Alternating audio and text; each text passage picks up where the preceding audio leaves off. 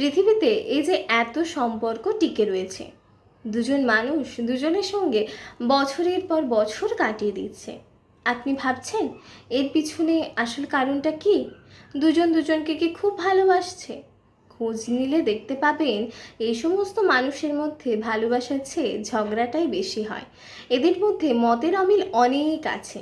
কেউ হয়তো ফুল স্পিডে ফ্যান চালিয়ে ঘুমোতে ভালোবাসে, কারোর আবার ফুল স্পিডে ফ্যান চালানোতে মানা। কেউ আবার নাইট ল্যাম্প না জ্বালালে ঘুমই আসে না, আবার কেউ নাইট ল্যাম্প জ্বালাতেই দেবে না। কেউ হয়তো চিকেন ভালোবাসে, আবার কেউ মাটন। কেউ দেরি করে ঘুম থেকে উঠতে ভালোবাসে, কেউ আবার সকাল সকাল উঠে পড়ে।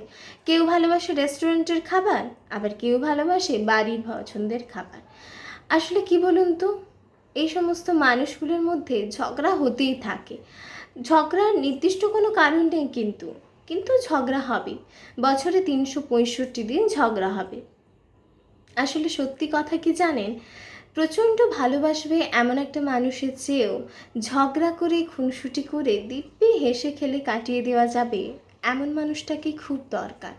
ঝগড়া হয়তো হবে, মতের হয়তো অমিল আছে, কিন্তু মনের অমিল নেই।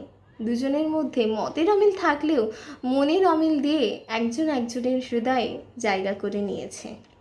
আবার দেখতে পাবেন এই দুজন মানুষ যারা খুব ঝগড়া করছে আজ, তারাই হয়তো একসঙ্গে পাহাড়ে ঘুরতে চলে গেছে, কিংবা কাঁধে হাত দিয়ে কোনো সিনেমা দেখছে, বা সমুদ্রের ধারে দাঁড়িয়ে ছবি তুলছে, একসঙ্গে ইন্টারন্যাশনাল প্ল্যান করছে, একসাথে কোনো গাড়ি কেনার স্বপ্ন দেখছে।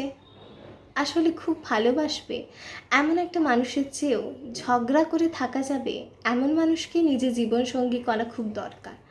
আসলে আমরা সম্পর্কে শুরুতে কি ভুল করি বলুন তো?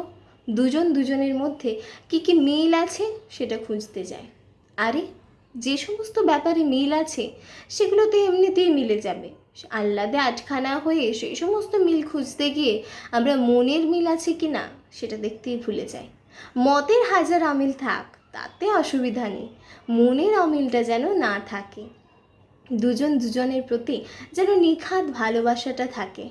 ঝগড়া হোক, ঝগড়া হয়তো ভালো, অম্ল মধুর খুনসুটি বিভিন্ন টপিকে ঝগড়া, তবেই তো জীবনে একটু চার্ম আসবে।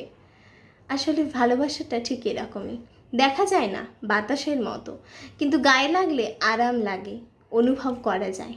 তাই আমি মনে করি ভালোবাসার মানুষের চেয়েও ভালোবাসার সাথে যে মানুষ তোমার ঝগড়া সহ্য করবে সেই সমস্ত মানুষকেই নিজের জীবনসঙ্গী হিসেবে বেছে নেওয়াটা খুব দরকার। আপনাদের বাবা মারাও দেখবেন এরকমভাবেই চলে আসছে বছরের পর বছর। হয়তো ভবিষ্যতে এই সমীকরণ নিয়ে এগিয়ে চলবে সব মানুষ। সবাই ভালো থাকবেন, সুস্থ থাকবেন, সাবধানে থাকবেন।